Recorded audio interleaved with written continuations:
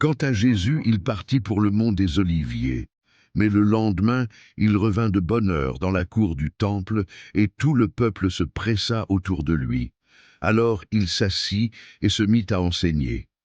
Tout à coup, les spécialistes de la loi et les pharisiens traînèrent devant lui une femme qui avait été prise en flagrant délit d'adultère.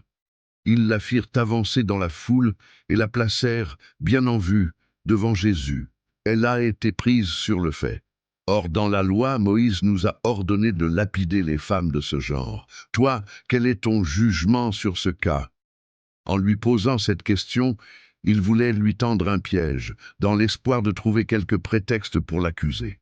Mais Jésus se baissa et se mit à écrire du doigt sur le sol.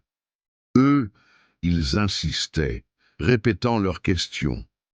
Alors, il se releva et leur dit, que celui d'entre vous qui n'a jamais péché lui jette la première pierre. Puis il se baissa de nouveau et se remit à écrire sur le sol.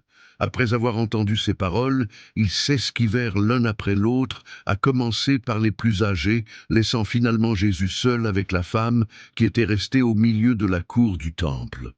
Alors Jésus leva la tête et lui dit, « Eh bien, où sont donc passés tes accusateurs? Personne ne t'a condamné? » Personne, Seigneur, lui répondit-elle. Alors Jésus reprit, « Je ne te condamne pas non plus. Va, mais désormais ne pêche plus. »